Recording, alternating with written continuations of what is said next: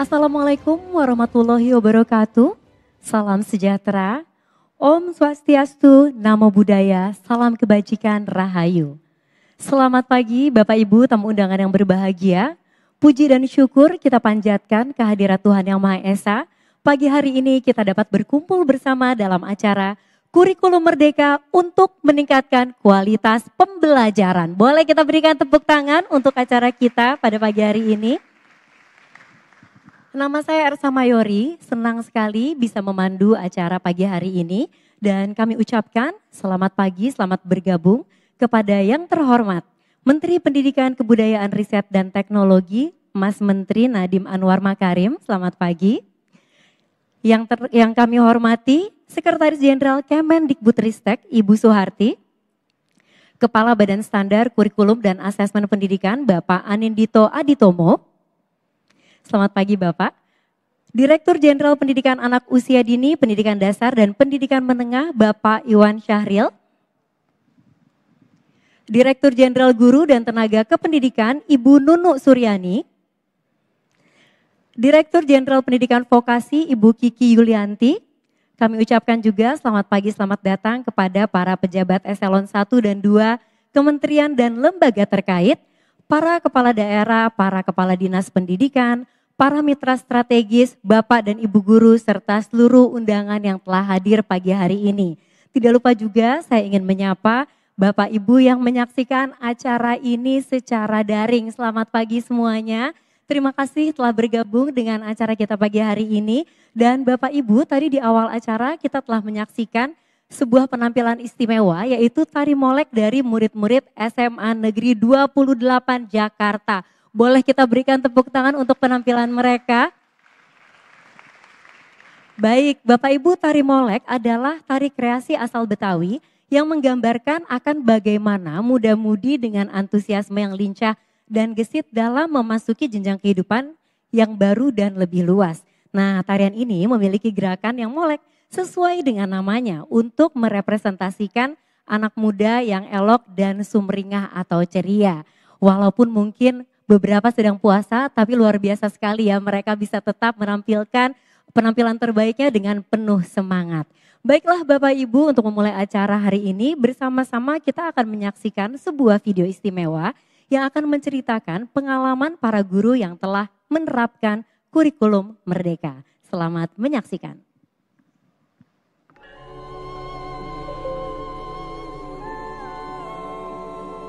Menurut saya, kurikulum ini sangat bagus dikembangkan pada dunia pendidikan di zaman sekarang. Sesuai dengan kata merdeka yang berarti bebas tanpa tekanan. Maka kurikulum merdeka ini benar-benar memberikan ruang tanpa batas untuk kami mengembangkan segala hal dalam pendidikan. Kami, para guru, bisa mendalami karakteristik setiap anak. Kami juga dapat mengembangkan kreativitas sebagai pendidik. Begitu juga dengan anak, di mana mereka lebih bisa berkembang sesuai dengan potensinya masing-masing. Ayo, semangat!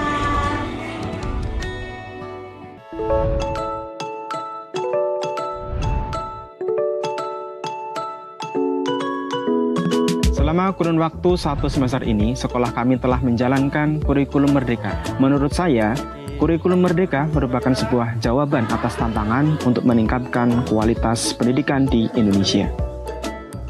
Sebelum sekolah kami menerapkan kurikulum merdeka, mayoritas peserta didik cenderung terbatas untuk mengeluarkan gagasan dan kreativitasnya dalam mengatasi isu-isu dan permasalahan yang ada. Namun, dengan metode pembelajaran yang berpihak kepada peserta didik yang mengarah pada terwujudnya profil pelajar Pancasila, kami dapat menjangkau aspek akhlak, budi pekerti, cinta budaya tanah air, kemandirian, bernalar secara kritis, kreativitas, dan kolaborasi, sehingga mereka lebih antusias dan kreatif dalam kegiatan belajar. Boleh kita berikan tepuk tangan yang paling meriah Bapak Ibu untuk video yang baru saja kita saksikan. Telah kita lihat bersama berbagai pengalaman dari para guru dalam menerapkan kurikulum merdeka yang ternyata memberikan dampak positif bagi anak-anak menjadi lebih kreatif dan tentunya bisa lebih mengembangkan potensinya ya. Dan selanjutnya Bapak Ibu kita akan menyimak sambutan dan laporan dari Kepala Badan Standar Kurikulum dan Asesmen Pendidikan, Bapak Anindito Aditomo. Kami persilahkan.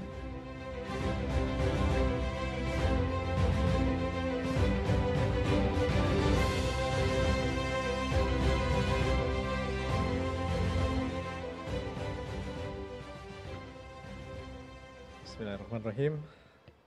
Selamat pagi Bapak dan Ibu semuanya. Assalamualaikum warahmatullahi wabarakatuh. Salam sejahtera untuk kita semua.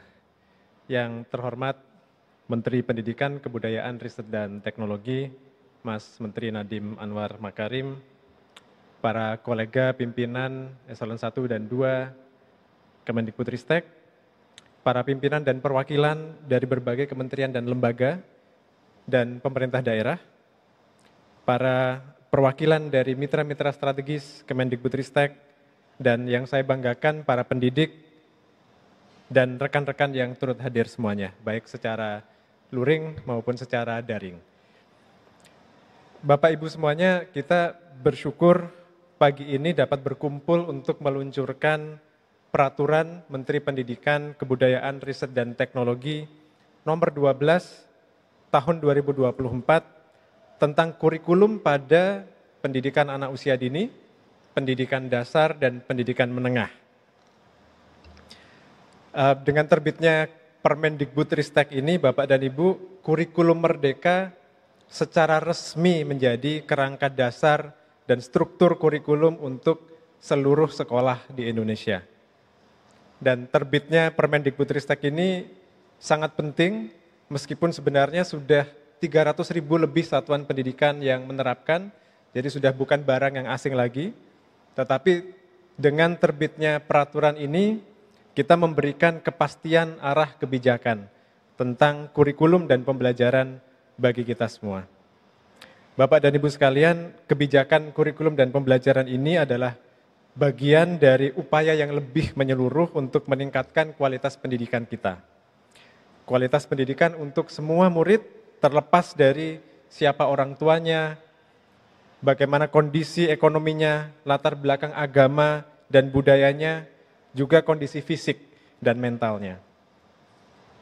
Kurikulum Merdeka ini memberi kepercayaan yang lebih besar kepada guru untuk merancang pembelajaran yang sesuai dengan konteks, pembelajaran yang sesuai dengan murid dan kondisi sekolahnya. Ini penting sekali karena begitu beragamnya kondisi sekolah dan daerah di Indonesia. Penyeragaman kurikulum akan memaksa banyak sekolah untuk melaksanakan pembelajaran yang tidak sesuai dengan kebutuhannya, dan ini yang kita hentikan dengan kurikulum merdeka. Selain itu, kurikulum merdeka juga lebih mengedepankan literasi yang lebih relevan dengan perkembangan zaman, termasuk literasi digital, literasi keuangan, literasi kesehatan, dan literasi tentang perubahan iklim. Ibarat sebuah perjalanan, kurikulum merdeka adalah peta yang sudah kita mutakhirkan, sehingga sesuai dengan berbagai perubahan yang terjadi, dan peta ini menyajikan lebih banyak alternatif jalan mencapai tujuan, agar guru bisa memilih jalan yang paling sesuai dengan kebutuhan murid yang dibimbingnya. Bapak dan Ibu yang terhormat, saya ingin menutup dengan menyampaikan apresiasi yang setinggi-tingginya. Pertama, kepada semua pihak yang berkontribusi pada penyusunan dan perbaikan kurikulum merdeka. Saya tidak bisa menyebutkan satu persatu karena daftarnya begitu panjang. Dalam satu kegiatan saja, kemarin misalnya kita menyelenggarakan telaah terhadap modul ajar kurikulum merdeka dan penyusunan panduan, itu ada lebih dari 230 guru yang terlibat. Siang nanti setelah ini kita akan mengumpulkan lebih banyak lagi, 500 guru untuk menyusun, memperbaiki berbagai perangkat ajar kurikulum SMK. Jadi banyak sekali yang terlibat Bapak dan Ibu, ini memang penyusunannya saja merupakan pekerjaan yang sangat besar dan hanya bisa dilakukan secara bergotong royong. Dan jika penyusunannya sudah merupakan pekerjaan besar, implementasinya apalagi. Dan ini jauh lebih penting dan jauh lebih besar PR kita untuk implementasinya. Karena itu saya mengucapkan terima kasih yang setinggi-tingginya kepada semua pihak yang telah dan terus mendukung implementasi kurikulum merdeka, menjadi pembelajaran yang bermakna bagi semua murid, termasuk Bapak dan Ibu di Dinas Pendidikan dan Pemerintah Daerah, para pengawas, para kepala sekolah, dan khususnya para guru yang menjadi ujung tombak perubahan Merdeka Belajar ini.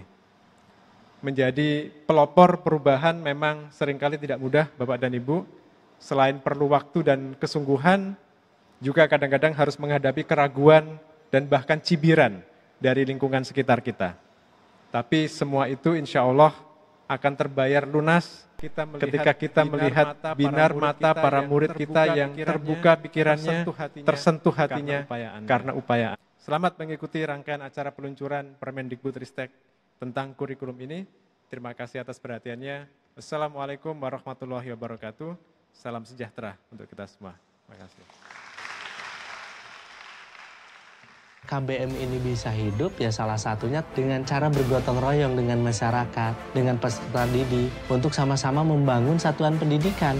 P5 sebenarnya kan bukan soal produknya, hasilnya apa, tapi bagaimana menumbuhkan gotong royongnya. Nah, ketika proyek itu dilakukan dan kami katakan bahwa ini loh kebinekaan, kearifan lokal, itu mereka duduk sama-sama.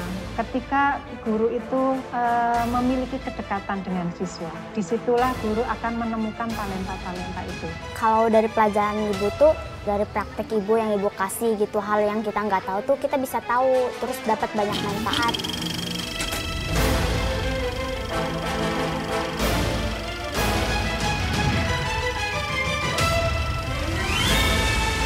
Terima kasih Kurikulum Merdeka.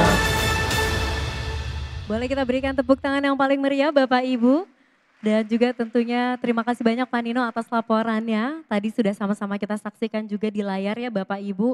Kurikulum Merdeka telah diimplementasikan di lebih dari 300.000 satuan pendidikan secara sukarela. Rasanya ini satu hal yang juga perlu kita berikan aplaus. Boleh kita berikan aplaus Bapak Ibu. Dan kita juga bisa lihat ya tadi di video banyak yang bercerita mengenai praktik baik dan rasanya tidak hanya di video saja, namun banyak sekali pengalaman, cerita serta praktik baik dari sekolah yang bisa menjadi inspirasi dan juga contoh bagaimana kurikulum merdeka diterapkan. Dan Bapak Ibu selanjutnya saya ingin mengundang untuk bergabung di atas panggung. Dengan hormat kami mengundang Direktur Jenderal Pendidikan Vokasi Ibu Kiki Yulianti, Direktur Jenderal Pendidikan Anak Usia Dini, Pendidikan Dasar dan Pendidikan Menengah Bapak Iwan Syahril. Saya juga ingin mengundang Direktur Jenderal Guru dan Tenaga Kependidikan Ibu Nunu Suryani untuk berkenan bergabung di atas panggung dan mengantarkan secara langsung cerita praktik baik dari Bapak dan Ibu Guru dalam menerapkan kurikulum merdeka. Kami persilahkan. Transformasi pendidikan mengarah pada penyempurnaan sistem pembelajaran agar tercipta lingkungan belajar yang inklusif, inovatif, menyenangkan, bermakna dan relevan sesuai kebutuhan peserta didik pada zamannya. Melalui Merdeka Belajar, Kemendikbudristek berupaya untuk mentransformasi pendidikan guna mewujudkan sekolah yang kita cita-citakan, yaitu sekolah yang menumbuhkan kompetensi dan karakter semua murid untuk menjadi pelajar sepanjang hayat dengan nilai-nilai Pancasila. Perkembangan zaman, kemajuan teknologi, dan berbagai dinamika sosial telah mendorong banyak negara, termasuk Indonesia, untuk mentransformasi pendidikan. Salah satunya melalui pengembangan kurikulum. Peningkatan keterampilan esensial, penguatan pembelajaran yang berpusat kepada murid, serta pemerataan akses dan kualitas pendidikan dihadirkan melalui implementasi kurikulum merdeka.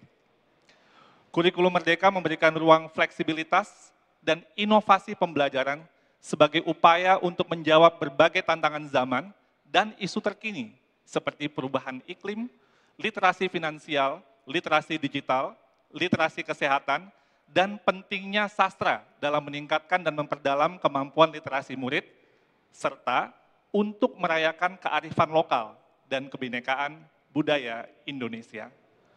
Kurikulum Merdeka juga menekankan pembelajaran yang menyenangkan, yang memperkuat karakter, salah satunya melalui proyek penguatan profil pelajar Pancasila yang dilaksanakan sesuai konteks sekolah masing-masing. Hari ini kita akan menyimak bersama cerita dan juga pengalaman istimewa implementasi kurikulum Merdeka oleh Ibu Ernisa Supiah dari SLB Negeri Cicendo Bandung, Ibu Ana Rukma Dewi dari TK Rumah Cita Yogyakarta, Ibu Intan Purnama dari SD Maitreya Wira Batam, Ibu Kairina Lubis dari SMA Negeri 1 Meranti, Sumatera Utara, dan Bapak Jayadi Daeng Tutu dari SMK Negeri 1 Pangkep, Sulawesi Selatan. Mereka adalah sosok yang luar biasa yang akan bercerita tentang mimpi, kegembiraan, dan keberagaman yang dirayakan dengan sederhana, namun sangat berkesan. Mas Menteri dan hadirin yang berbahagia, inilah para perwakilan penggerak pendidikan Indonesia.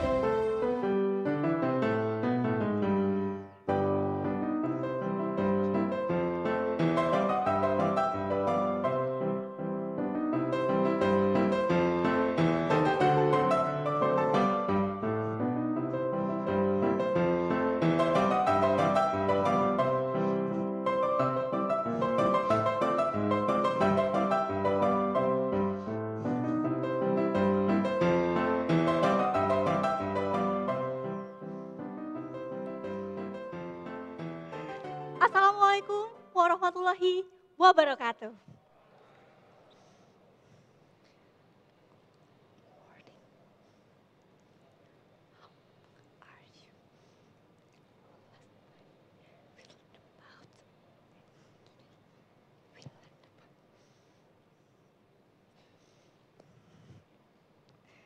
Hadirin, panitia, tenang. Ini bukan kesalahan teknis, tapi saya sedang menghadirkan situasi yang selalu dialami murid saya di dalam kelas, terutama dalam pembelajaran bahasa Inggris. Hadirin yang saya hormati, hari ini saya akan berbagi pengalaman praktik baik saya bersama murid saya yang selalu berusaha memahami gerak bibir saya, walaupun tidak relevan dengan visualisasi tulisan yang direkam oleh indera penglihatan mereka. Lalu mereka datang kepada saya dengan keluh kesah.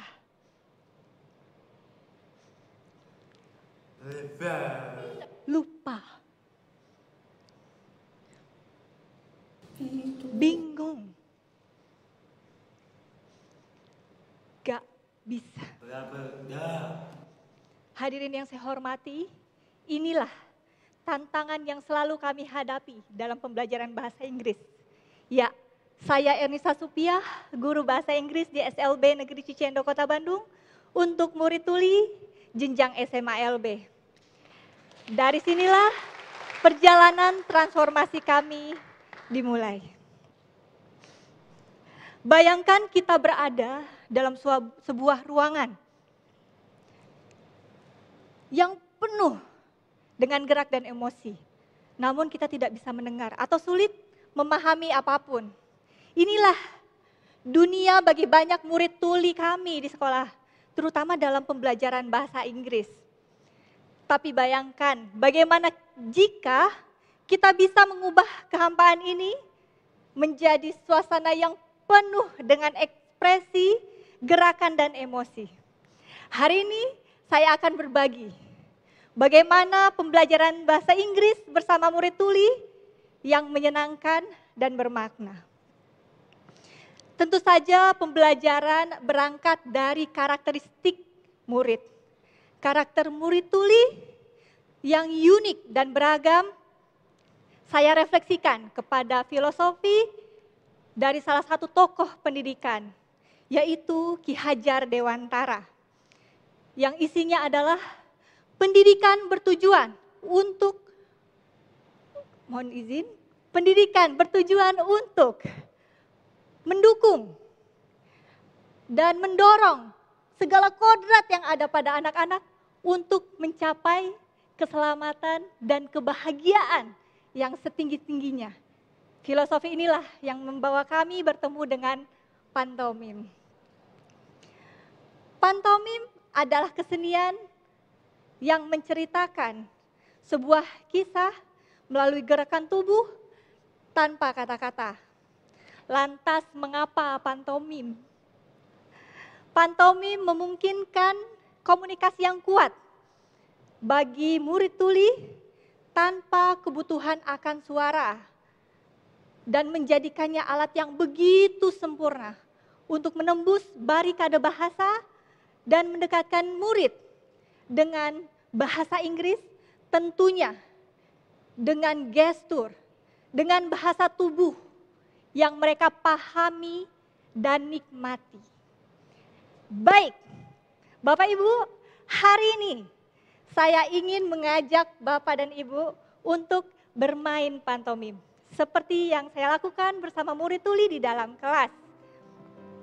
Cluenya adalah kosakata ini berasal dari pembelajaran bahasa Inggris yang dikontekstualisasi untuk mendukung pembelajaran vokasional sesuai minat murid kami, yaitu pembelajaran desain grafis dan tata boga.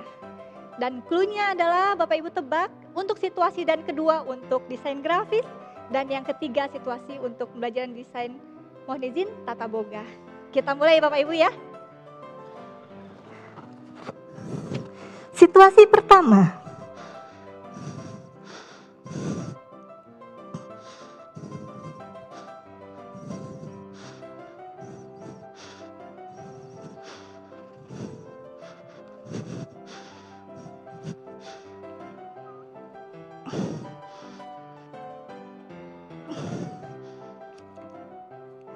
Apa Bapak Ibu?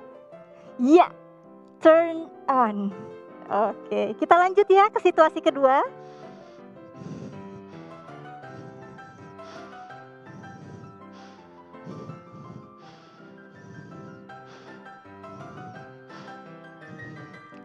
Apa Bapak Ibu?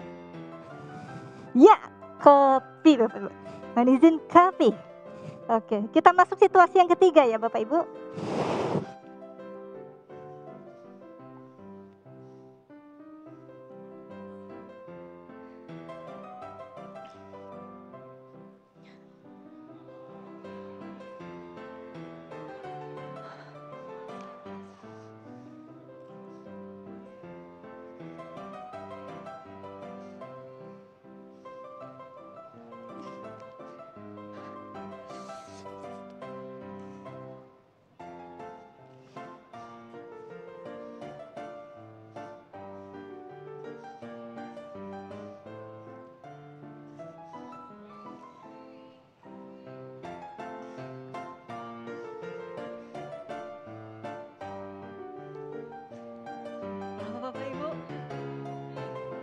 Ya, resepi Bapak Ibu.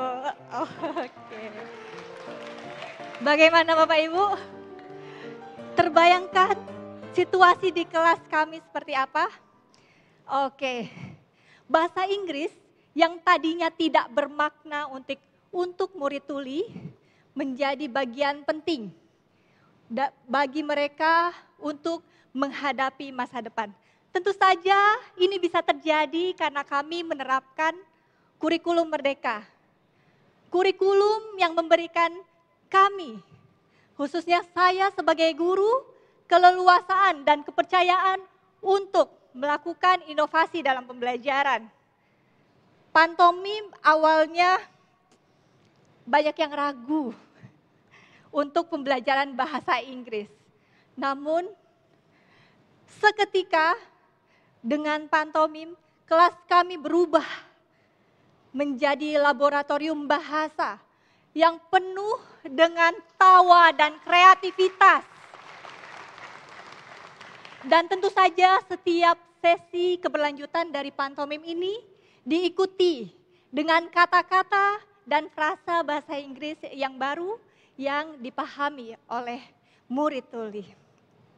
Bahasa Inggris menjadi salah satu bekal mereka dalam menghadapi masa depan. Dan mereka menjadi berani dalam meraih mimpi. Hadirin yang saya hormati, murid tuli berani bermimpi untuk melanjutkan pendidikan di luar negeri dengan bahasa Inggris saat ini. Murid tuli percaya bahwa dirinya menjadi agen penerus bangsa dan mereka bisa berkontribusi dalam itu. Ini adalah pembelajaran yang sangat mendalam buat kita semua. Murid tuli mengajarkan kita bahwa hambatan atau batasan dalam bahasa bukanlah dinding yang tidak tergoyahkan, tapi hanya sebuah tantangan yang menunggu untuk dipecahkan.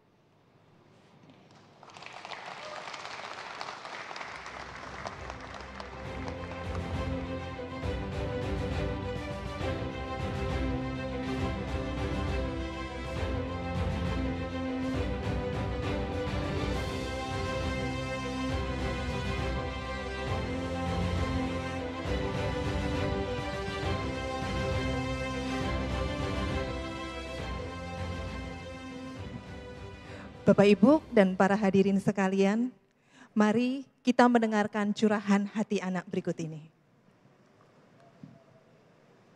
Senang, terus agak takut kalau nggak ada temen tuh. Aku takut nggak punya temen gitu.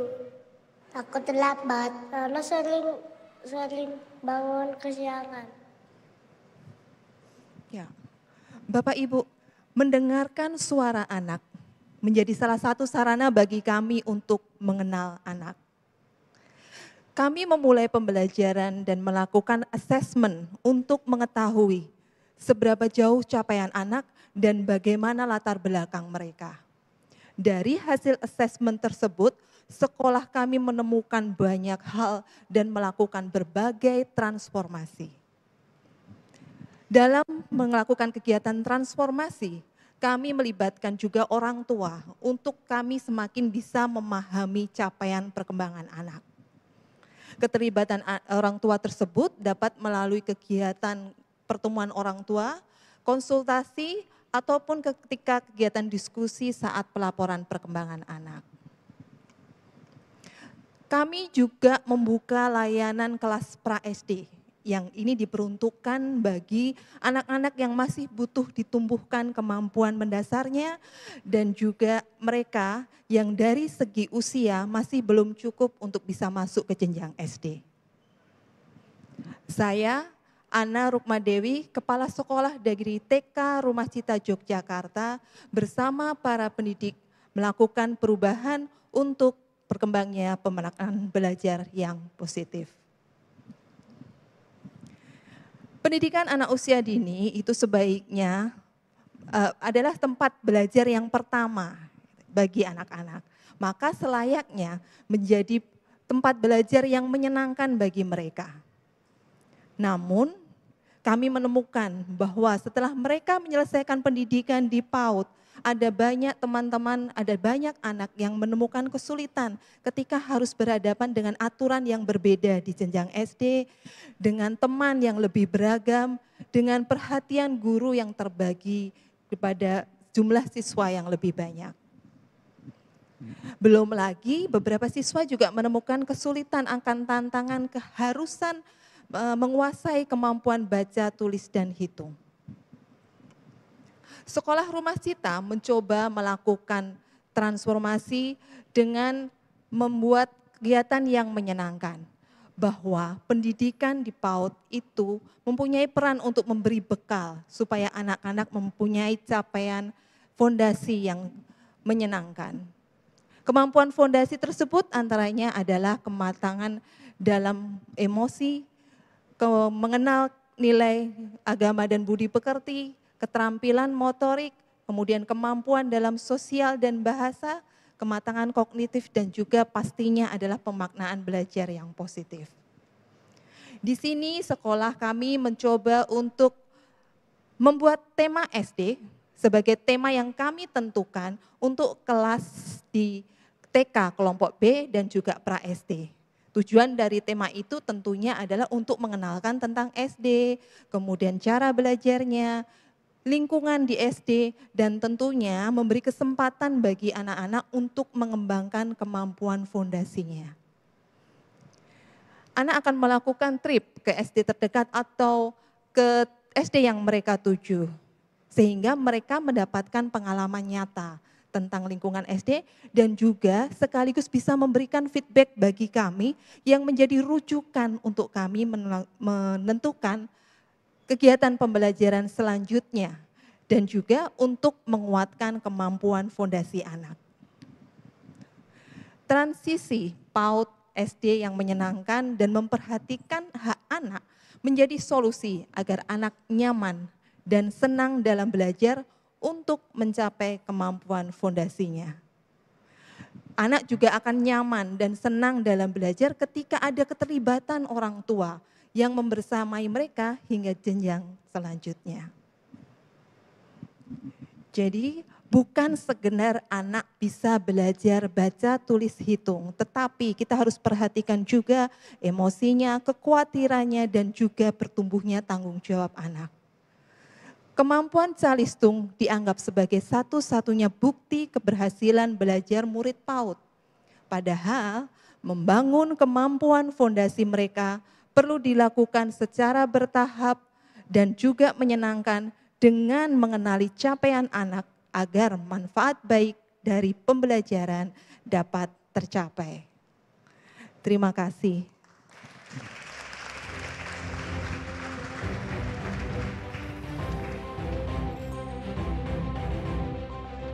Rumah di atap berdaun ubi. Mohon maaf jika saya grogi.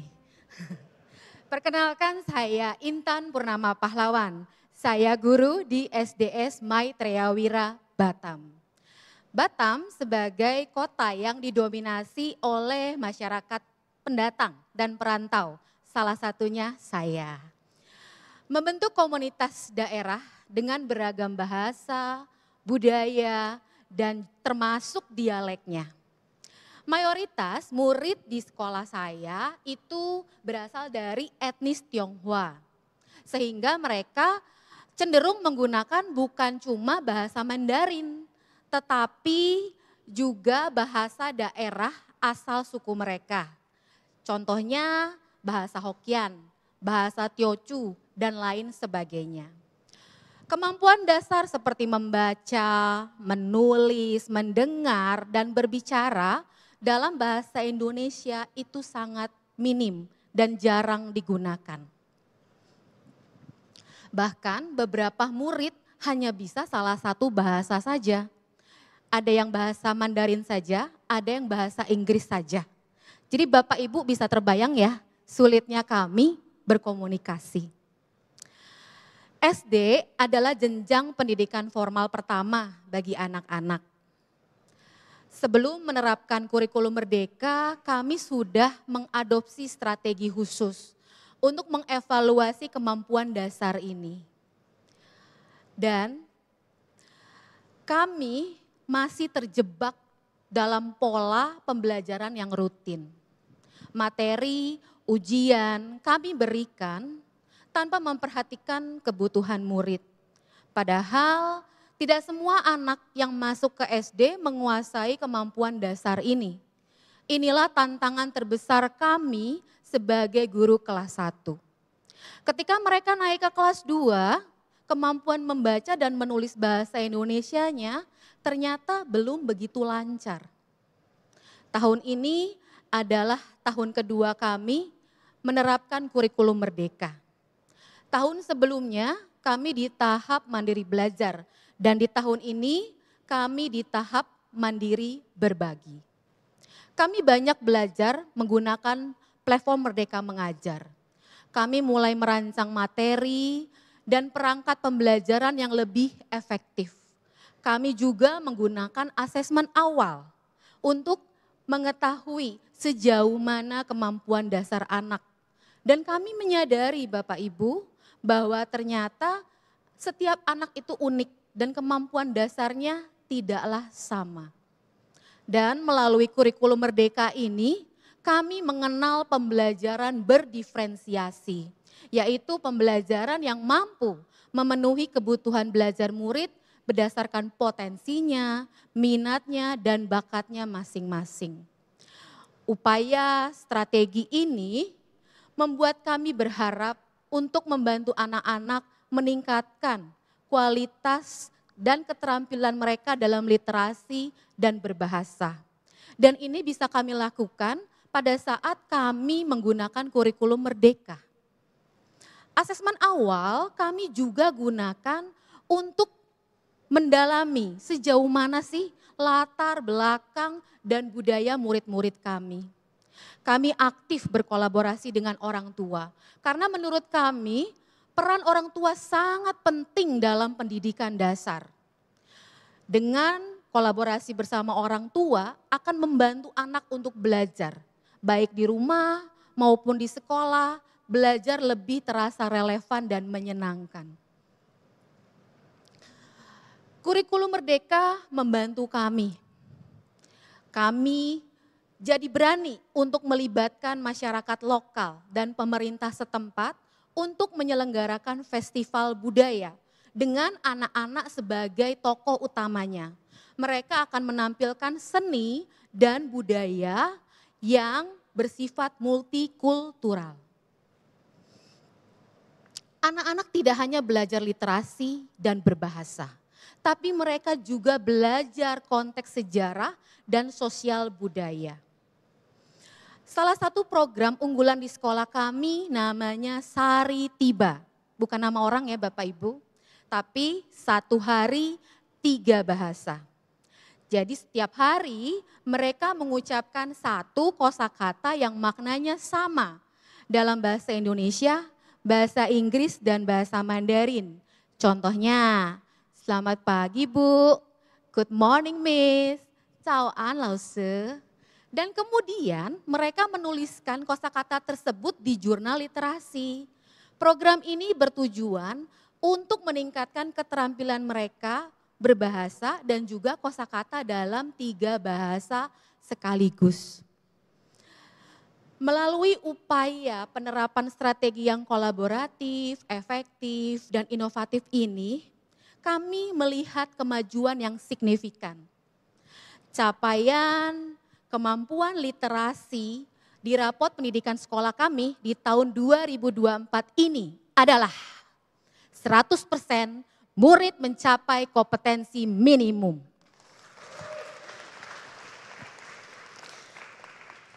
Kami berharap Bapak Ibu bahwa praktik baik dan pengalaman ini dapat memberi inspirasi dan manfaat bagi rekan-rekan pendidik di seluruh negeri. Kita tidak perlu ragu untuk menerapkan kurikulum Merdeka, karena kurikulum Merdeka memiliki strategi penerapan kolaboratif yang efektif, menyenangkan, dan relevan. Dan kami percaya anak-anak sebagai generasi penerus akan mampu menghadapi tantangan dengan berani, percaya diri, dan bersemangat. Semoga contoh yang dibagikan ini dapat memotivasi pendidik di seluruh Indonesia. Terima kasih. Thank you. 谢谢大家.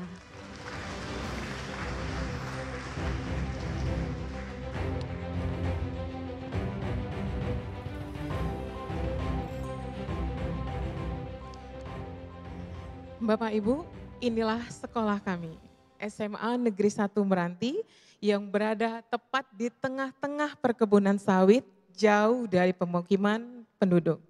Tetapi ini tidak menyurutkan kami untuk terus belajar hal-hal baru, meningkatkan kompetensi pendidikan di sekolah kami.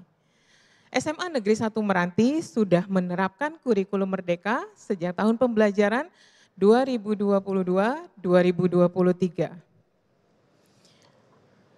Tantangan bagi sekolah yang baru menerapkan kurikulum merdeka, apalagi sekolah kami bukan sekolah penggerak, yaitu adalah bagaimana menerapkan proyek penguatan profil pelajar Pancasila yang biasa kita sebut dengan P5. Nah, ini adalah hal yang baru. Maka di sini kami harus benar-benar bisa menguatkan guru-guru, memahamkan kepada guru-guru bagaimana menerapkan P5 ini di sekolah. Karena ini adalah hal yang baru. Maka sekolah memfasilitasi guru-guru dengan mengadakan in-house training dan kami juga memberdayakan platform Merdeka Mengajar untuk mendapatkan inspirasi, contoh-contoh bagaimana sih sekolah-sekolah yang sudah menerapkan P5-nya.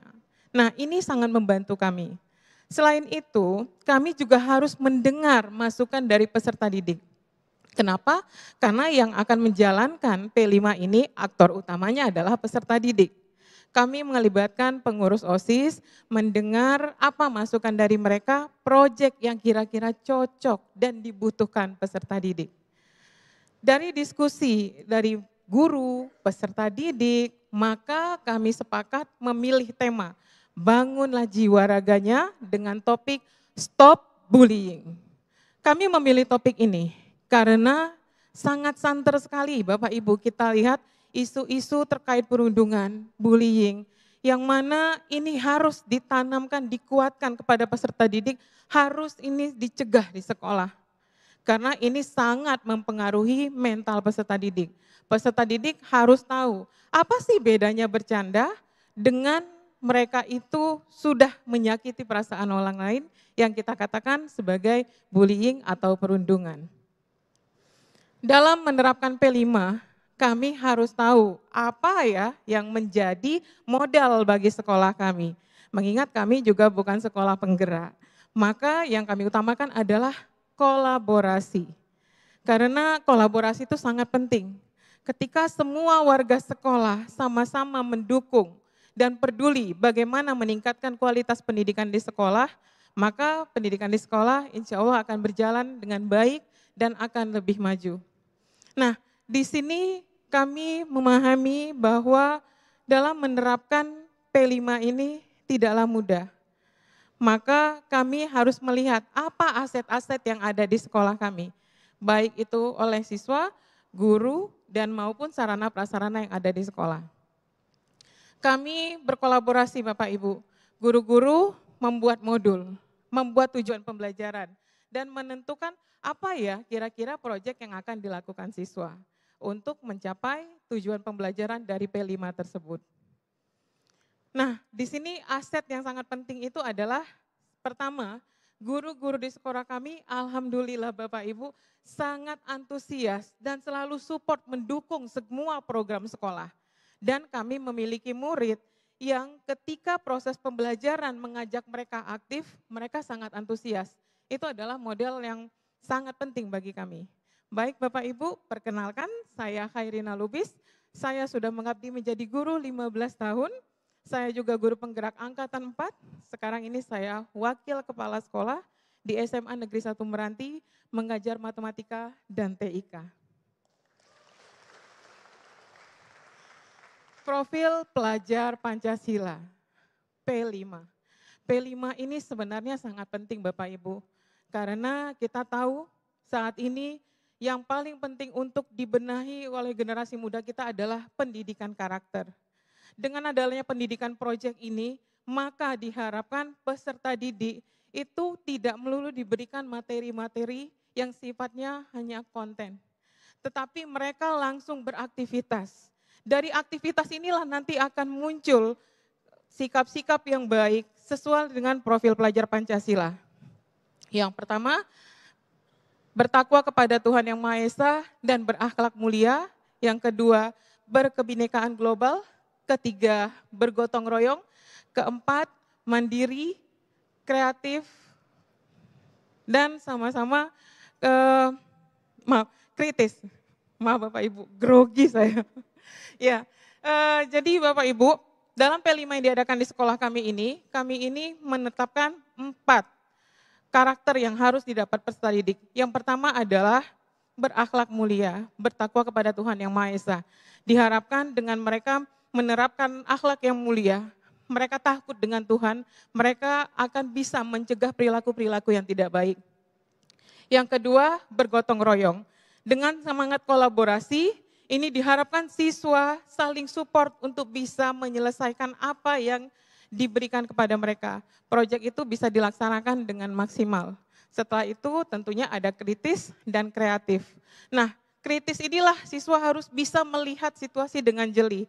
Apakah yang dia lihat itu sesuatu yang berdampak pada perundungan, menyakiti perasaan orang lain, atau memang murni bercanda. Dan untuk itu semua kami memperhatikan kepada proses. Jadi semuanya kepada proses Bapak Ibu. Tidak selalunya P5 itu harus dilaksanakan dengan biaya yang mahal. Tapi kita lebih kepada proses bagaimana anak-anak ini akan bisa memahami setelah mempelajari dan mereka melihat proyek yang mereka hasilkan, itu akan bermanfaat bagi mereka. Ada pesan yang tersimpan. Nah, maka modul P5 kami desain dengan lebih simpel dan mudah dipahami siswa. Selanjutnya pembelajarannya lebih kontekstual, yang mana di dalamnya siswa kami ajak untuk menganalisis sebuah situasi. Sehingga mereka bisa membedakan, oh ini kategorinya bercanda, oh ternyata ini bullying. Nah dengan ini Bapak Ibu diharapkan siswa dapat melakukan perubahan dalam dirinya. Dan dengan karya mereka bisa mengajak orang lain untuk mengkampanyekan stop bullying. Dalam kegiatan yang kami lakukan, kami mempersilahkan siswa untuk memilih 3 karya. Yang pertama, siswa bisa melaksanakan seminar.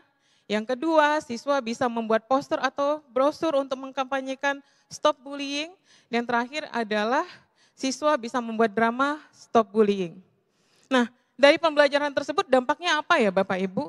Yang kami lihat adalah yang pertama, siswa yang awalnya tidak berani berbicara, akhirnya berani berbicara. Menjumpai guru, menceritakan apa yang dirasakan dan apa yang dialaminya. Yang kedua, kami melihat bahwa siswa itu berkolaborasi dengan optimal. Contoh, saya bertanya, kenapa proyek kalian tidak siap? Iya Bu, karena Ana tidak bisa diajak bekerja sama, maka saya panggil. Kenapa? Karena saya mendapat peran A, Bu, dan saya tidak bisa. Maka saya ajak anak-anak, kolaborasi adalah kamu menempatkan orang yang tepat sesuai dengan kemampuannya. Sehingga apa yang diberikan tugas kepada kalian, proyek yang kalian diamanahkan pada kalian, itu akan berjalan sempurna. Akhirnya mereka mengganti peran. Dan akhirnya mereka bisa menampilkan drama dengan baik. Jadi di sini kita lihat bahwa P5 itu yang paling penting adalah proses yang menumbuhkan karakter-karakter dan itu sangat bermanfaat kepada peserta didik. Di perhelatan P5 di sekolah kami mengundang orang tua siswa Bapak Ibu. Kami membuat ruang-ruang, ada ruang pagelaran drama, ada ruang seminar, ada galeri, brosur atau poster.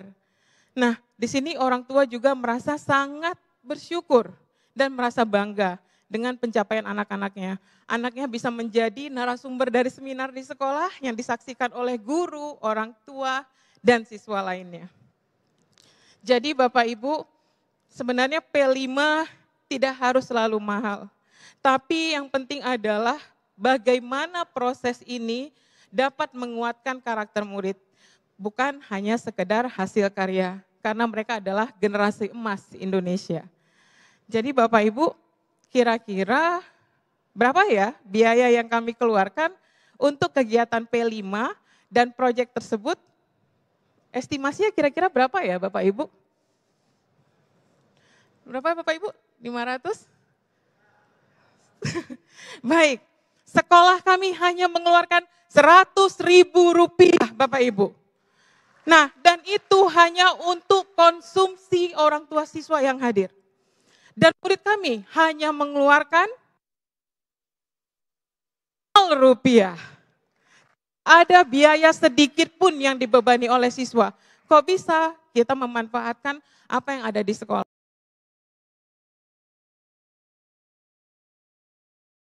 Dan apa yang ada di sekolah, termasuk juga dengan seminar. Jadi optimal itu tidak perlu mahal. Terima kasih, semoga menginspirasi dan bermanfaat.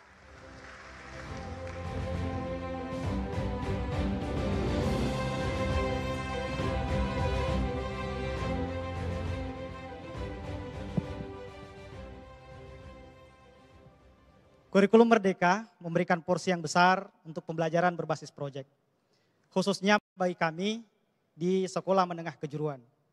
Saya, Jaya Didang Tutu, Guru Desain Komunikasi Visual SMK Negeri 1 Pangkep, Provinsi Sulawesi Selatan. Dalam pembelajaran, kami mendorong murid untuk menciptakan satu produk atau jasa sesuai dengan standar industri. Tapi ini tidak cukup penting Bapak Ibu. Ada satu hal yang cukup penting, bahwa produk yang dihasilkan itu tidak seharusnya berhenti pada penilaian saja.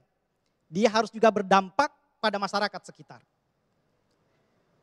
Produk atau hasil dari pembelajaran, kalau hanya dipajang atau berakhir menjadi nilai saja, harus ada yang lebih. Bapak Ibu, kemudian melalui diskusi bersama siswa kami, apa yang harus kami buat? Sekolah kami berada di Kabupaten Pangkep, Kabupaten Pangkajene dan Kepulauan, sebuah daerah yang disebut sebagai daerah 3 dimensi. Secara geografis, kami memiliki daratan, kepulauan, dan pegunungan. Kepulauan kami ada yang harus ditempuh dengan 3 jam, 30 jam kapal laut. Di pegunungan, sekolah kami yang di pegunungan, ada yang harus ditempuh jalan kaki selama 3 jam, jalan kaki. Karena harus menyusuri lereng-lereng gunung Bapak Ibu. Terus apa yang bisa kami buat sebagai SMK? Pembelajaran kami, apa yang bisa kita lakukan? Kami berpikir bersama siswa, desain komunikasi visual. Tujuan pembelajarannya adalah salah satunya gambar ilustrasi. Dari situ kita bisa membuat buku cerita bergambar. Buku cerita bergambar ini kami ingin juga merekam sejarah wilayah kami, kemudian budayanya, dan juga hal-hal yang ada di masyarakat kami. Rapor pendidikan di sekolah kami itu mencatat bahwa 50% siswa kami masih berada di bawah kompetensi minimum untuk literasi dan numerasi. Inilah yang menjadi tantangan bagi kami Bapak Ibu, untuk membuat satu produk, kita harus membuat buku cerita bergambar. Kami kemudian menyusun proyek ini, yang kami beri nama buku cerita untuk adik. Kenapa buku cerita untuk adik? Kiranya buku kami itu dapat digunakan oleh teman-teman di SD dan PAUD. Untuk memastikan buku ini diminati, kemudian sesuai dengan standar industri, tentu kami harus berkolaborasi dengan industri. SMK harus kolaborasi dengan industri. Produk kami, pembelajaran kami juga harus sesuai dengan standar-standar industri. Dalam membuat produk ini paling tidak kami ada 4 langkah. Yang pertama adalah menyusun naskah. Naskah buku, siswa kami melakukan riset, wawancara dengan tokoh masyarakat. Kemudian mengunjungi situs-situs sejarah. Untuk ini, desain komunikasi visual tentu harus berkolaborasi dengan mata pelajaran lain. Mata pelajaran bahasa Indonesia, mata pelajaran sejarah, mata pelajaran muatan lokal. Selanjutnya, kita tiba pada tahap kedua, menggambar ilustrasi. Murid kami yang membuat proyek ini kelas 11. Di kelas 11 itu masih butuh banyak penguatan, sehingga kami melibatkan industri di situ. Bagaimana cara menggambar ilustrasi yang baik, bagaimana agar gambar kami itu bisa diterima di masyarakat, khususnya anak-anak kami yang PAUD dan SD tadi. Tahap ketiga Bapak Ibu, sekarang tahap pencetakan. Kita terbentur lagi, ternyata biaya pencetakan cukup mahal untuk buku tersebut. Sekitar 90.000 satu buku. Apa yang bisa kami lakukan Bapak Ibu? Kalau begitu kertasnya gambarnya cetak di percetakan, kemudian kita gunting lagi kembali di sekolah. Gunting, tempel, lem, dan lain sebagainya, akhirnya menjadi sebuah buku. Kami dapat menekan biaya percetakannya 40.000 saja. Tapi itu belum cukup Bapak Ibu. Bukunya belum sampai. Bukunya belum sampai ke anak-anak kami yang SD, TK. Kita harus berkolaborasi dengan masyarakat sekitar. Dengan perusahaan. Kita mau mendanai buku ini. Nah, kami menawarkan yang mau mendanai logo perusahaannya boleh dipajang di bukunya. Seperti itu cerita kami Bapak Ibu. Dari cerita kami ini dapat dilihat bahwa kurikulum merdeka itu memberikan kemerdekaan kepada guru dan murid untuk membuat suatu pembelajaran yang tidak hanya berdampak pada murid yang belajar, tapi juga bisa berdampak pada masyarakat sekitar. Kemudian murid kami sangat bersemangat. Bangga, yang tadinya hanya mengerjakan tugas untuk mendapatkan nilai, sekarang dia mengerjakan tugas sepenuh hati, mengerjakan tugas dengan semangat, karena membayangkan buku ini akan digunakan oleh adik-adik kami di TK dan SD. Sekiranya dapat meningkatkan kemampuan literasinya juga. Bapak Ibu yang kami hormati, kurikulum merdeka juga SMK ini harus ada kerjasama yang kuat dengan Dudi. Dari kerjasama dengan Dudi ini, anak-anak kami juga yang belajar itu mendapatkan pelajaran. Apa yang harus dipersiapkan ketika nanti sudah lulus? Bagaimana standar-standar Dudi? Itu juga yang kami kuatkan dalam pembelajaran tersebut. Pembelajaran berbasis proyek pada kurikulum merdeka Bapak Ibu, mendorong kemandirian dan kreativitas murid dalam memecahkan permasalahan yang terjadi di lingkungan sekitar. Di samping itu juga mengasah keterampilan, profesionalisme, dan kreativitas murid-murid kami. Terima kasih, saya Jayadi, SMK 1 Pangkep. Terima kasih banyak Pak Jayadi, dan kepada Ibu Ernisa, Ibu Ana, Ibu Intan, dan Ibu Khairina mohon bergabung dengan Pak Jayadi. Luar biasa sekali, terima kasih atas testimoninya, atas ceritanya. Boleh kita berikan aplaus lebih luar biasa lagi untuk para narasumber yang sangat hebat. Terima kasih atas inovasinya Bapak Ibu, terima kasih banyak. Dan kami persilakan untuk bisa kembali ke tempat masing-masing. Wow, luar biasa sekali ya. Ada yang dari Cicendo Bandung, dari Yogyakarta, dari Batam, Sumatera Utara, dari Sulawesi Selatan. Terima kasih banyak sekali lagi Bapak Ibu. Dan tadi sudah kita dengarkan bersama, luar biasa sekali ya. Berbagai inovasi, berbagai kreativitas, pendekatan, metode yang diciptakan oleh guru dan pihak sekolah demi bisa memberikan satu cara mengajar yang paling efektif dan bisa mengoptimalkan kemampuan anak-anak. Dan tentunya berbagai inovasi ini bisa hadir berkat adanya kurikulum merdeka. Boleh kita berikan tepuk tangan sekali lagi untuk kurikulum merdeka yang memberikan banyak dampak baik bagi pendidikan di Indonesia. Baiklah Bapak Ibu yang kami hormati, selanjutnya kami mohon berkenan Menteri Pendidikan, Kebudayaan, Riset, dan Teknologi, Mas Menteri Nadiem Anwar Makarim untuk menyampaikan paparan. Kami persilahkan.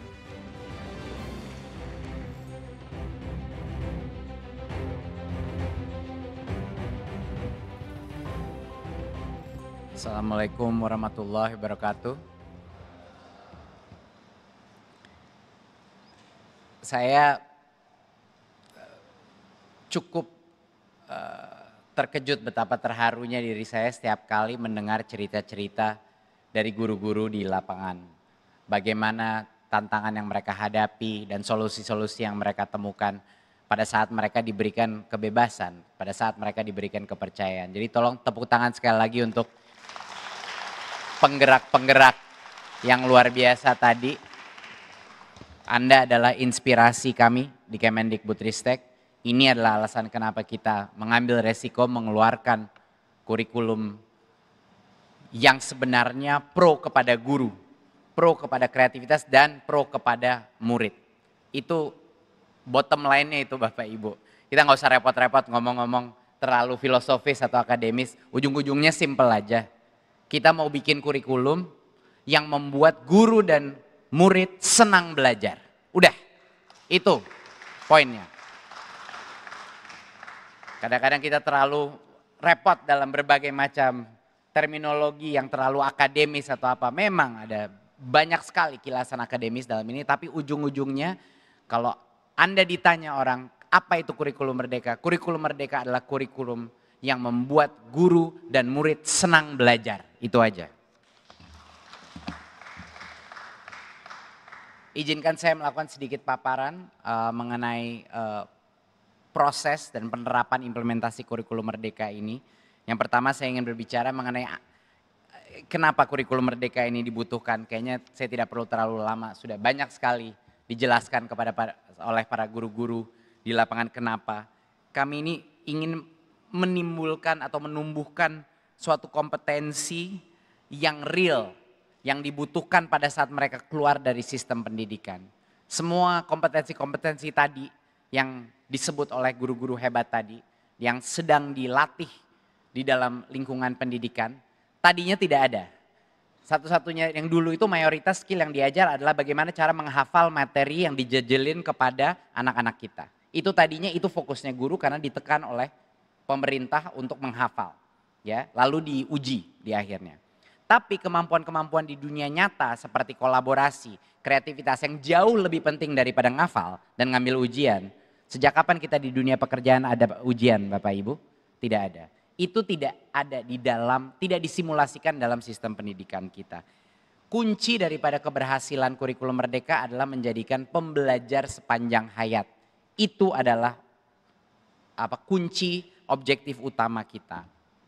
Untuk berikutnya, kurikulum merdeka itu ada salah satu alat bantu utama untuk melakukan transformasi ini. Ini memudahkan guru untuk menggunakan berbagai macam tool, berbagai macam alat yang akhirnya diukur dengan asesmen nasional. Jadi semuanya nyambung. Kurikulum merdeka itu nyambung dengan proses refleksi yang didapatkan dari rapor pendidikan yang keluar dari asesmen nasional. Dan ini ada 3 tema esensial yang ada di dalam kurikulum merdeka ini. Yang pertama adalah materi jauh lebih ringkas dan sederhana dari sebelumnya. Hanya fokus kepada konten yang esensial. Tidak dipadatkan dengan titipan dari berbagai macam pihak yang korbannya menjadi murid. Di mana semua orang ingin masukin lagi konten lagi. Tambah bukunya berjejel. Jadi guru-guru cuma mengejar kurikulum, tugas sekolah adalah mengejar kurikulum agar selesai, karena itu adalah arahannya sebelumnya. Kurikulum merdeka merampingkan materi konten secara sangat signifikan. Dan yang kedua adalah fleksibilitas. Ini memberikan guru kemampuan untuk membeda-bedakan murid atau kelompok murid berdasarkan kemampuannya. Juga memberikan kebebasan untuk guru untuk maju dan mundur sesuai dengan kebutuhan muridnya. Yang tadinya tidak boleh, semuanya harus di level tertentu, mengajar materi tertentu, sekarang boleh maju dan mundur. Yang lebih penting lagi adalah bisa mundur untuk mengejar ketertinggalan. Kurikulum merdeka adalah kurikulum yang sebenarnya mementingkan atau memprioritaskan anak-anak yang tertinggal di dalam ruang kelas. Banyak orang punya salah paham mengenai kurikulum merdeka. Bilangnya ini kurikulum yang ini hanya untuk guru-guru, anak-anak, hanya untuk anak-anak pintar, guru-guru yang sudah jago kompetensinya. Salah total. Ini lebih penting lagi untuk guru-guru yang tingkat kompetensinya masih perlu perbaikan dan terutama untuk anak-anak yang ketinggalan. Di mana mayoritas dari anak-anak kita ketinggalan. Ada yang ketinggalan 2 tahun. Jadi ini sebenarnya kurikulum yang afirmatif kepada anak-anak yang ketinggalan. Yang selama ini tertinggal karena gurunya harus terus saja maju ke topik berikutnya. Dan ketiga yang sangat penting adalah mengenai pendidikan yang holistik. Di mana karakter dan nilai-nilai Pancasila itu menjadi fondasi. Dikembalikan lagi ke dalam core kurikulum kita. Dan bukan hanya diajarkan sebagai suatu kegiatan akademis atau baca-baca aja habis itu ngafal. Tapi diimplementasikan melalui berbagai macam project based learning seperti P5. Nah, kita ada beberapa tahapan dalam kurikulum merdeka. Ya, jadi sekali lagi banyak orang yang baru mendengar sekarang karena baru dengar di sosmed sekarang kurikulum merdeka mau diluncurkan. Itu salah total, kurikulum merdeka sudah 3 tahun kita mengimplementasi kurikulum merdeka. Semua sekolah sudah pelan-pelan secara sukarela sudah mulai mengimplementasi. Dari tahun 2020-2021 itu sudah kita bikin awal cikal bakal daripada kurikulum merdeka yang mulai diimplementasi pada saat COVID dan setelah COVID kita mulai menerapkan di sekolah-sekolah penggerak, di SMK. Di 2002-2003 ini diluncurkan secara formal dan 140.000 sekolah secara sukarela mengadopsi dan mulai proses transisi ke kurikulum. Ini bukan hal yang baru. Kurikulum merdeka adalah hal yang cukup lama. Sudah 3 tahun kita melalui proses ini, Bapak Ibu. Ya. Dan di 2023 dan 2024 sudah lebih dari 300.000 satuan pendidikan. Untuk Bapak Ibu yang tidak mengetahui seberapa besar angka itu, 300.000 satuan pendidikan, itu artinya 80% dari seluruh sekolah formal di Indonesia sudah mengimplementasikan kurikulum merdeka.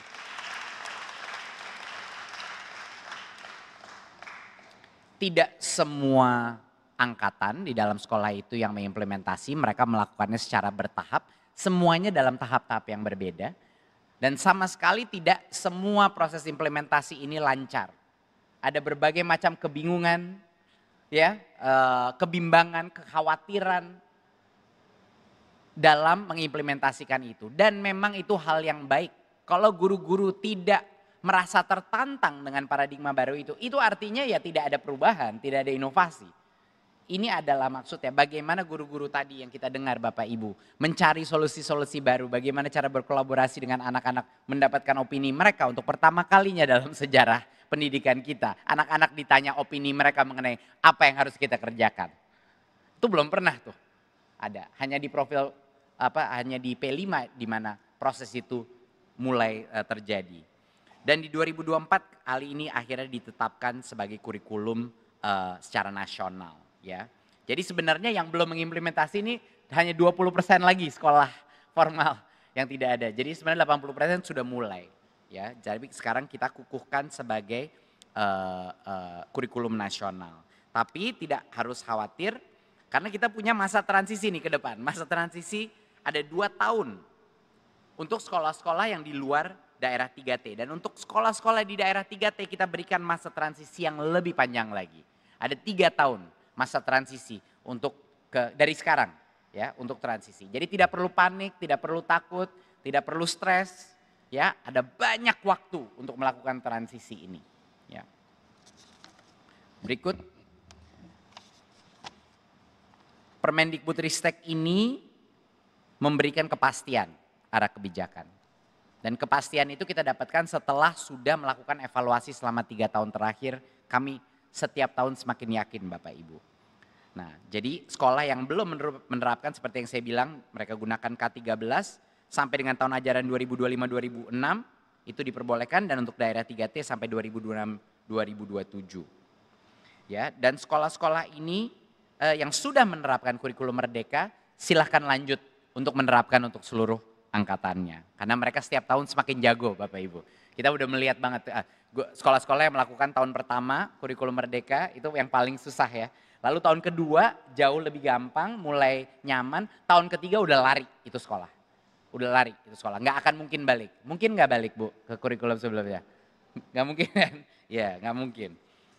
Nah, kami tidak melakukan ini di dalam vakum.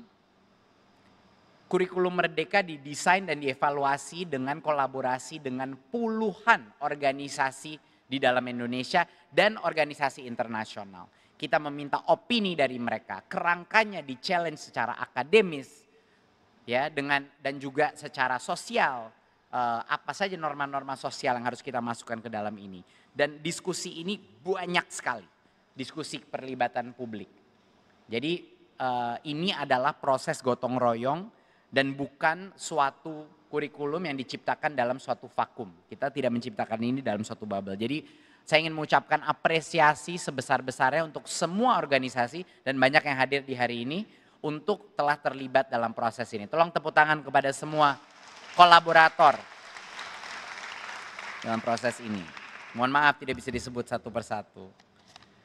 Dan kajian akademik sudah sangat lengkap untuk kurikulum Merdeka. Kita punya naskah akademik yang bisa dicek. Di sini ada websitenya untuk bisa mengecek semua kajian akademik, studi-studi internasional, studi dari organisasi eksternal yang melakukan audit terhadap implementasi kurikulum Merdeka. Ya, ada studi kesenjangan pembelajaran dan kajian akademik. Ini semuanya dokumentasi ini sudah lengkap. Silakan kalau ada dari pihak masyarakat, baik pengamat ataupun pakar atau guru atau kepala sekolah yang ingin mencari lebih mendalami apa sih prinsip-prinsip akademis daripada kurikulum Merdeka, ini dipersilahkan. Sekarang kita lihat datanya. Tidak ada gunanya saya duduk di depan sini untuk membicarakan, wah kurikulum Merdeka adalah yang terbaik, adalah yang terhebat. Tidak perlu percaya saya, tidak perlu percaya opini siapapun dari kementerian, bahkan tidak perlu percaya opini-opini guru-guru dan kepala sekolah yang mengimplementasi. Percaya saja sama data Bapak Ibu. Ini adalah data yang sebelah kuning itu sebelah kiri, itu adalah sekolah-sekolah yang mengimplementasikan, yang tidak mengimplementasi kurikulum Merdeka. Di sebelah kiri, ini ada dua carta, sebelah kiri, sebelah kanan. Sebelah kiri adalah untuk sekolah-sekolah di daerah tertinggal, sebelah kanan itu adalah sekolah-sekolah di daerah non tertinggal. Dan tingkat ketinggian carta itu adalah tingkat literasi capaian. Oke, Bapak Ibu. Yang kuning sekolah yang tidak mengimplementasi kurikulum Merdeka sama sekali. Setelah itu di sebelah kanan yang kuning itu sekolah yang mengimplementasi kurikulum Merdeka 1 tahun. Sebelah kanannya lagi yang mengimplementasi 2 tahun. Sebelah kanannya lagi yang paling kanan, yang bar yang paling tinggi itu yang mengimplementasi selama 3 tahun. Jadi setiap kali saya mendengar challenge mengenai, aduh kurikulum Merdeka adalah kurikulum yang tidak cocok, belum siap Indonesia menghadapi kurikulum Merdeka. Lihatlah dampaknya implementasi kurikulum Merdeka di sebelah kiri, di daerah, di sekolah-sekolah di daerah tertinggal. Lompatan literasi yang terjadi untuk sekolah semakin lama mereka mengimplementasi kurikulum Merdeka, fantastis, signifikannya luar biasa akselerasinya. Jadi ini mungkin bukti terpenting kita bahwa baik di daerah non tertinggal pun sangat signifikan improvementnya, di daerah tertinggal lebih besar lagi lompatannya.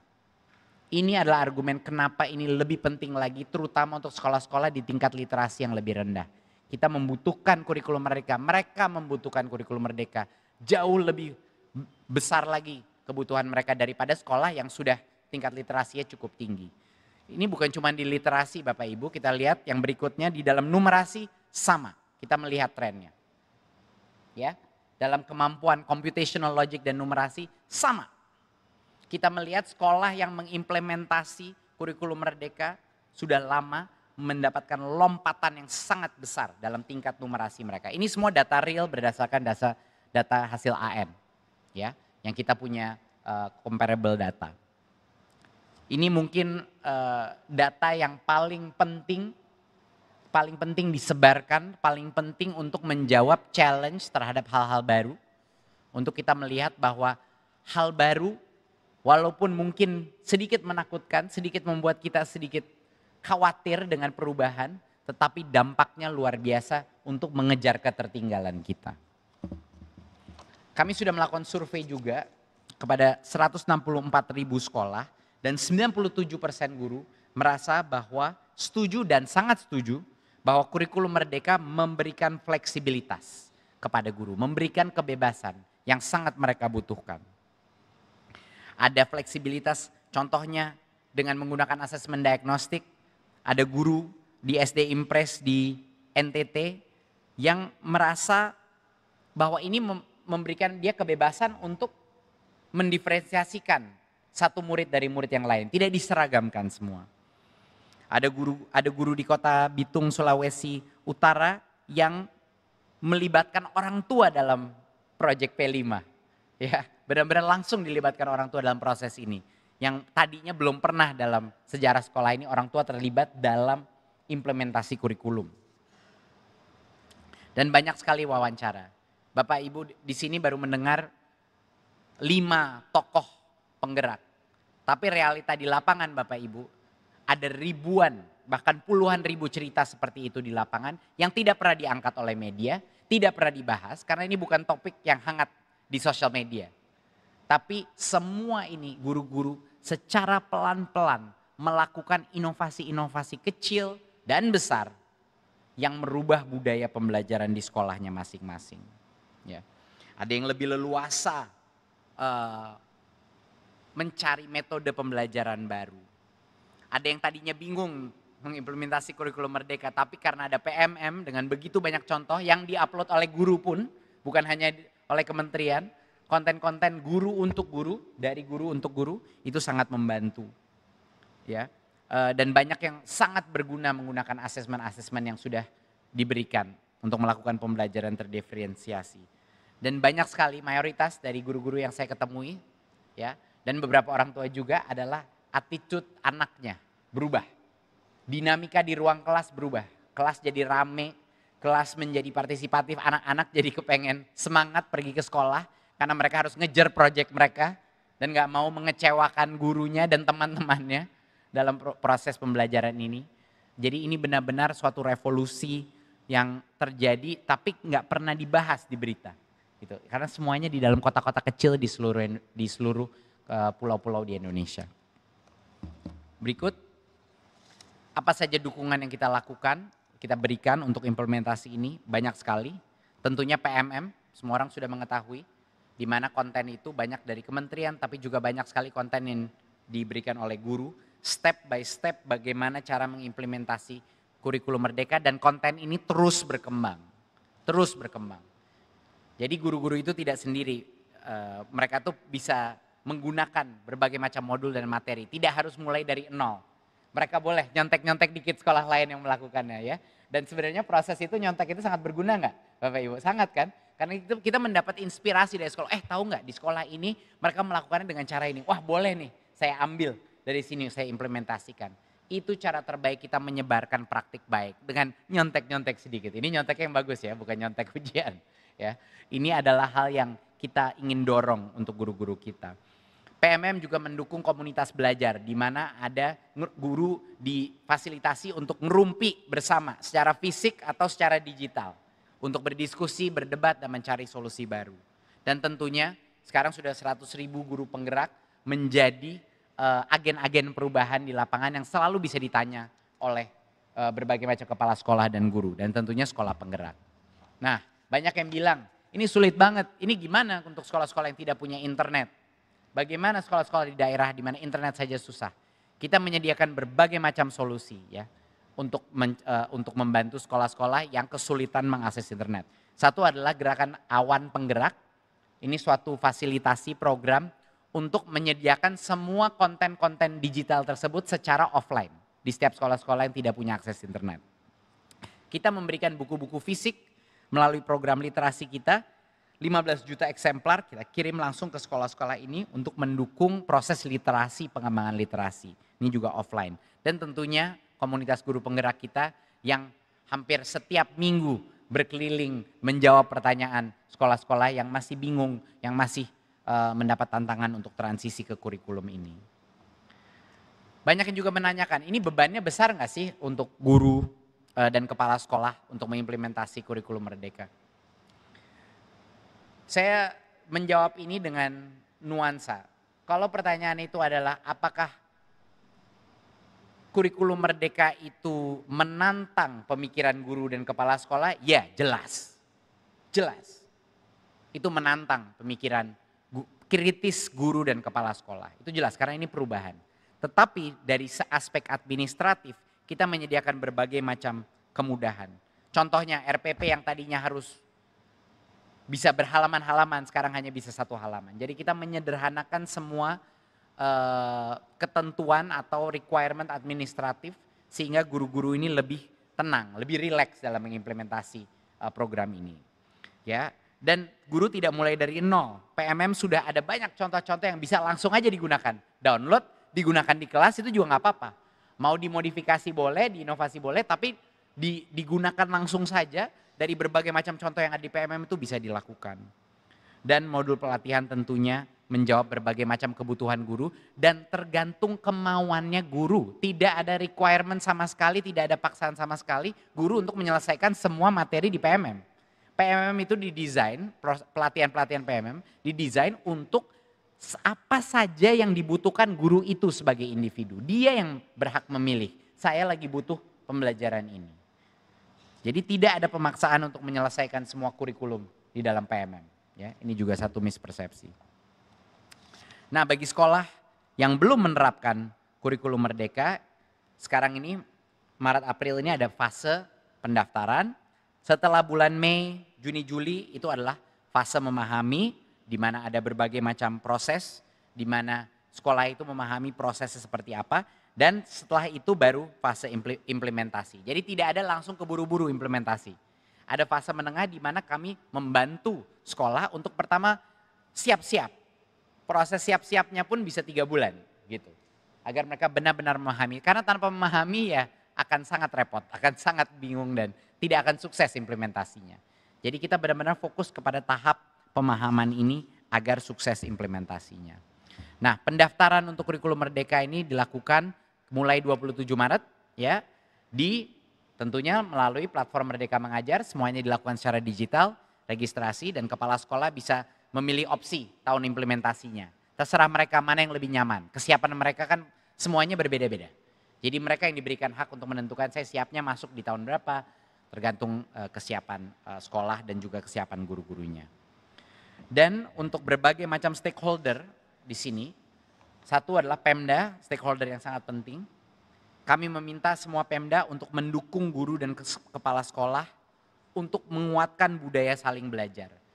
Jadi menurut kami dampak terbesar oleh Pemda adalah membantu memberikan ruang untuk sekolah-sekolah yang mungkin sudah lebih cepat implementasinya, memberikan panduan dan best practice kepada sekolah-sekolah lain. Jadi tolong Pemda ini memfasilitasi kumpul-kumpul antara sekolah-sekolah yang sudah lebih lama implementasi kurikulum merdeka dan sekolah-sekolah yang baru saja mau masuk gitu. Karena mereka punya pembelajaran yang terbaik.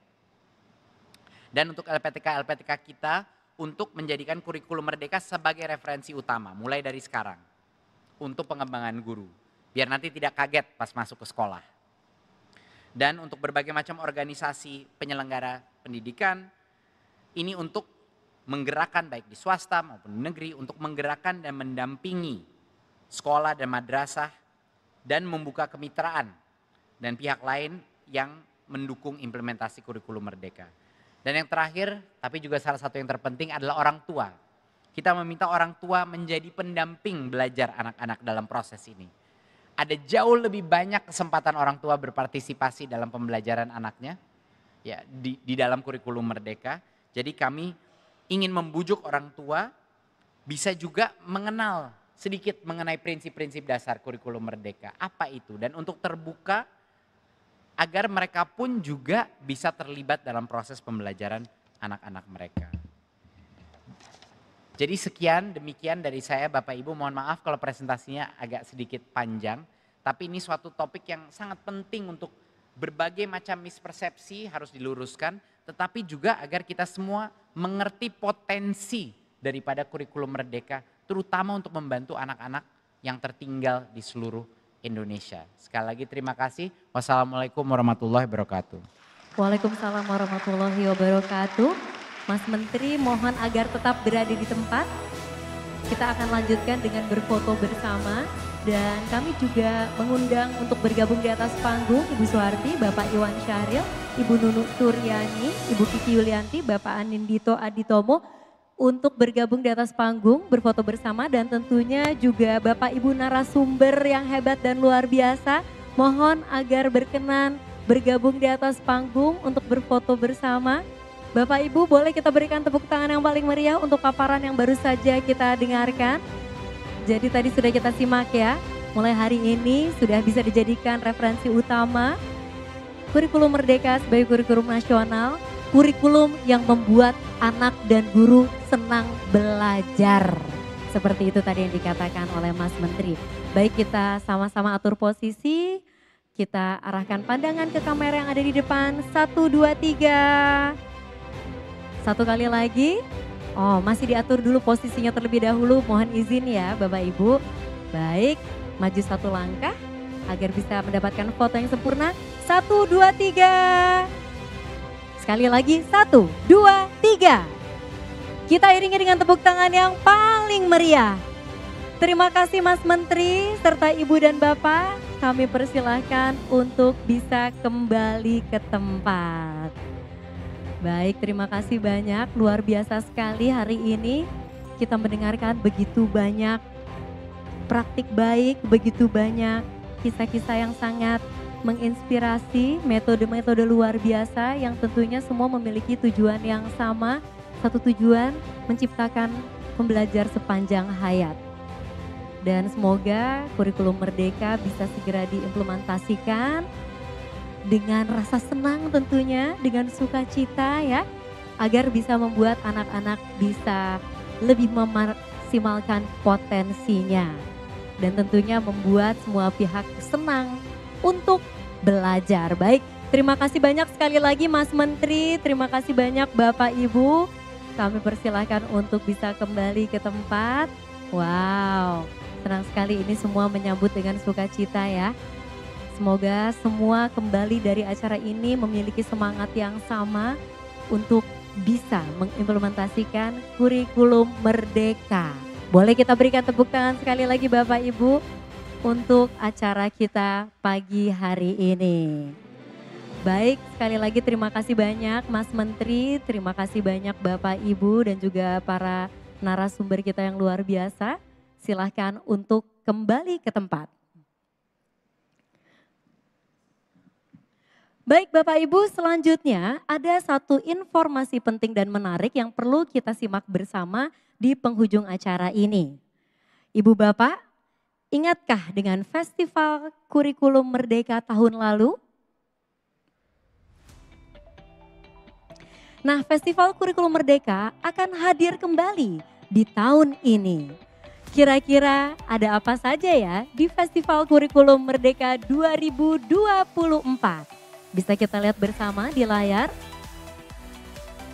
Akan ada potret cerita, kemudian juga akan ada pameran gelar wicara. Tidak ketinggalan juga ada pemutaran film, dokumenter, dan tentunya nantinya juga akan ada puncak acara. Dan berangkat dari semangat untuk bersama ciptakan pembelajaran berkualitas melalui Kurikulum Merdeka, Festival Kurikulum Merdeka segera hadir pada bulan April hingga Juni 2024. Mari serentak bergerak ciptakan pembelajaran berkualitas bagi semua bersama Kurikulum Merdeka. Baiklah Bapak Ibu yang kami hormati, sampailah kita pada penghujung acara pagi hari ini.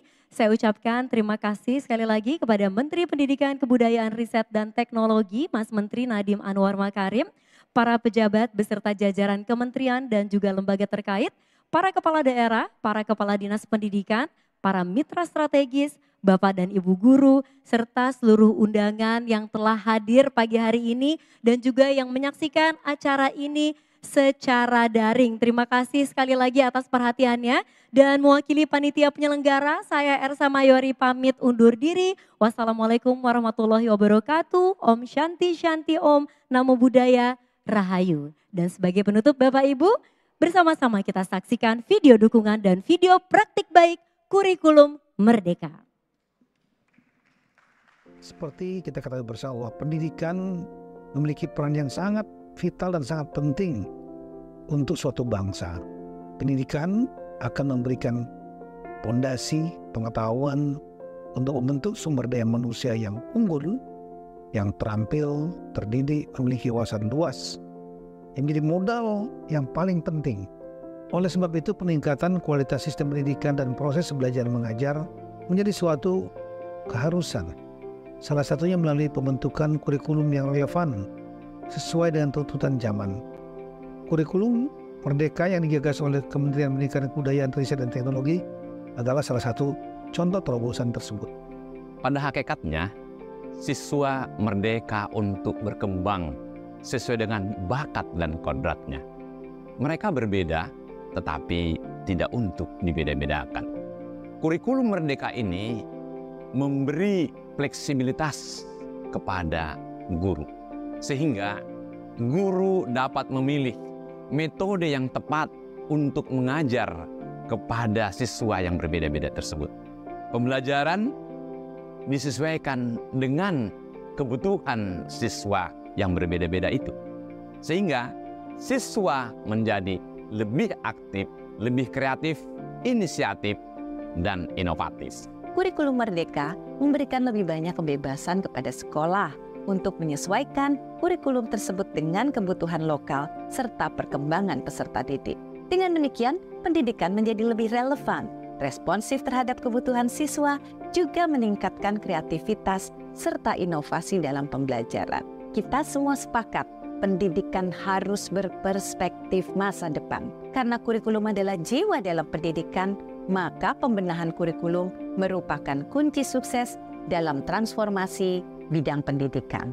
Sosialisasi dan BIMTEK implementasi kurikulum Merdeka juga dilakukan baik secara daring, luring, hybrid, menggunakan platform mandiri belajar, platform Merdeka mengajar, pendampingan langsung di madrasah, serta monitoring dan evaluasi IKM secara berkala.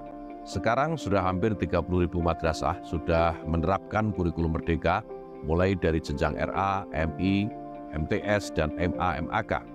Data ini menunjukkan antusiasme warga madrasah menerapkan kurikulum Merdeka dan pertanda bahwa madrasah berani berubah. Menyadari bahwa pendidikan adalah fondasi kemajuan suatu bangsa, dan untuk memastikan bahwa fondasi itu kuat, kita harus selalu berinovasi dan beradaptasi dengan perubahan zaman. Kurikulum Merdeka bukanlah sekedar sebuah program. Ini adalah visi besar untuk menciptakan pembelajaran yang lebih beragam, inklusif, dan relevan bagi setiap siswa. Saya percaya bahwa kurikulum Merdeka akan membuka pintu-pintu baru bagi prestasi. Sama-sama kita akan mencetak generasi yang tangguh, kreatif, dan siap menghadapi tantangan masa depan. Kurikulum Merdeka telah membuka ruang pendekatan pembelajaran yang lebih beragam, inovatif, kreatif, mandiri, dan tentu saja lebih fleksibel. Dalam kurikulum Merdeka, sekolah dapat menyesuaikan kurikulum sesuai dengan kebutuhan dan juga potensi siswa. Dalam kurikulum Merdeka, guru dituntut untuk terus belajar karena pantang mengajar kalau tidak belajar. Kurikulum Merdeka merupakan kurikulum yang menawarkan pembelajaran sederhana, fleksibel, berpusat pada anak, dan sesuai dengan kebutuhan. Hal ini sangat relevan dengan prinsip pembelajaran di PAUD. Untuk itu, saya menghimbau seluruh PTK PAUD anggota Himpaudi untuk segera mengimplementasikan kurikulum Merdeka di satuan PAUD-nya masing-masing. Saya Ketua Umum Pengurus Pusat Himpaudi mendukung dan menyambut baik rencana Kementerian Pendidikan, Kebudayaan, Riset, dan Teknologi menetapkan kurikulum Merdeka menjadi kurikulum nasional. Sejak dirilisnya kurikulum Merdeka oleh Menteri Pendidikan, Kebudayaan, Riset, dan Teknologi pada tanggal 11 Februari 2022, sekolah-sekolah di Kota Padang Panjang sangat antusias untuk mengimplementasikan kurikulum Merdeka. Hal ini terbukti dengan 90% sekolah di Kota Padang Panjang mendaftarkan diri untuk ikut mengimplementasikan kurikulum Merdeka secara mandiri pada tahun ajaran 2022-2023. Pada tahun ajaran 2023-2024 sampai sekarang, seluruh sekolah telah 100% mengimplementasikan kurikulum Merdeka dengan 3 sekolah diantaranya adalah sekolah penggerak. Oleh karenanya, saya Sony Budaya Putra selaku penjabat Wali Kota Padang Panjang sangat mengapresiasi keberadaan kurikulum Merdeka dan mendukung rencana dari Kementerian Pendidikan, Kebudayaan, Riset, dan Teknologi yang akan membuat Permendikbudristek terkait kurikulum Merdeka sehingga dapat memberikan kepastian tentang arah kebijakan pendidikan. Menurut kami, kurikulum Merdeka sangat tepat untuk dilaksanakan sebagai kurikulum nasional. Tidaknya karena kita melihat dari sisi cikal bakalnya adalah kurikulum darurat yang dulu dinilai cukup berhasil selama masa pandemi. Kemudian secara konsep maupun konteksnya sudah jelas kurikulum Merdeka menuju ke arah paradigma baru pendidikan dunia. Kurikulum ini juga membentuk karakter anak-anak sebagai generasi yang mencintai dan peduli terhadap bangsa dan negara.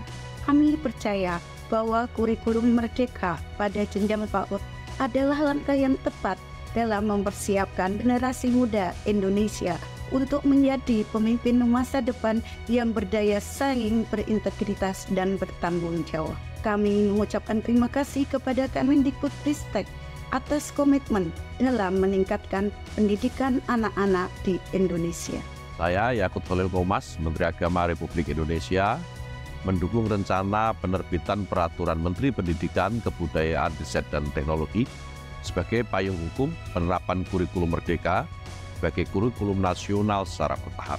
Pada kesempatan baik ini saya beserta seluruh keluarga besar Kementerian Dalam Negeri dan Badan Nasional Perbatasan mendukung inisiasi rancangan Permendikbudristek sebagai payung hukum penerapan kurikulum merdeka. Saya berharap regulasi ini dapat memberikan kepastian terhadap arah kebijakan pendidikan serta meningkatkan efektivitas dan kualitas pembelajaran dalam rangka mengakselerasi kompetensi peserta didik sesuai dengan sekali lagi tuntutan zaman dan update dengan situasi terkini. Saya Hetifah Syaifuddin, Wakil Ketua Komisi 10 DPR RI, mendukung penerapan kurikulum merdeka untuk terus dilanjutkan dan dikembangkan sebagai kurikulum nasional karena telah terbukti memberikan dampak positif dalam penerapannya selama beberapa tahun belakangan ini. Mudah-mudahan upaya ini akan lebih menjamin terwujudnya generasi emas Indonesia. Salam Merdeka Belajar.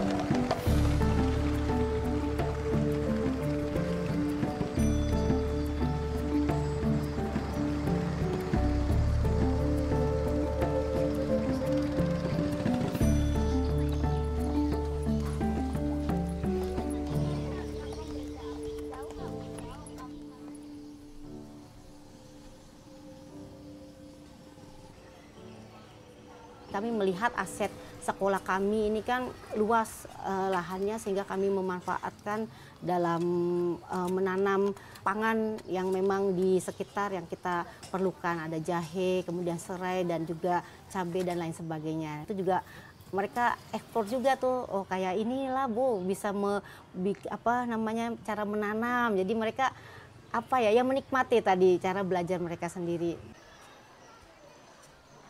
Kami lebih himung lagi belajar, kami juga bisa belajar di halaman sekolah yang awalnya kami harus menanamnya, memupuknya, baru habis itu menyiramnya. Terus kalau misalnya masih ada bibit-bibit yang lainnya, kami sambil membantu menanamnya lagi, setelah itu baru tim-tim yang cowoknya menyiramnya.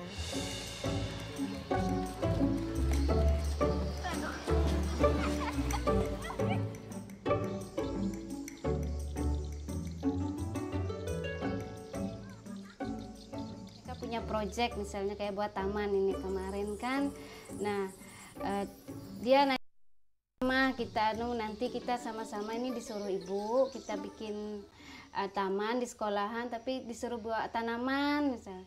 Oh iya bisa, nanti kita cari tanahnya sama-sama ya nak ya, pas pulang kan waktu lebih banyak dengan keluarga dan lebih menyenangkan buat dia. Kalau nyari bahan apa kan pasti sama-sama sama ibunya, sama saya kan, ibunya belajar juga, anak saya juga belajar.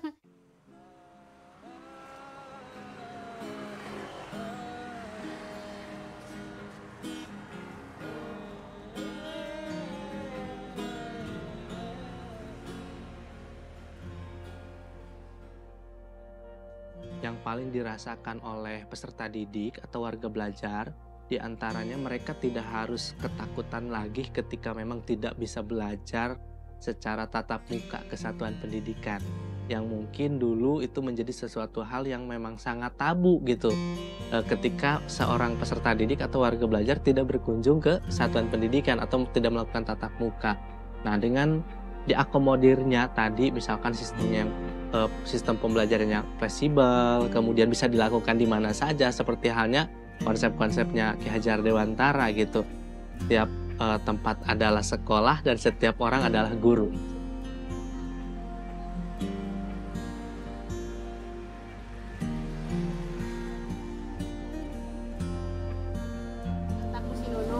Bari sare ka alung letak kasih nuno malah benang kasih jiat. Jiatnya bukan nana. Wah. Lompatan. Jadi ini tadi kan kita tugasnya membuat cerita bahasa Indonesia. Harus diterjemahkan artinya itu apa gitu ya. Ya, judulnya apa, Ca? Ngalablut di sawah. Ngala bahasa Indonesia naon sih? Nyari. Ya, menangkap gitu ya. Nyari belut atau menangkap belut di sawah. Jiat, selesai.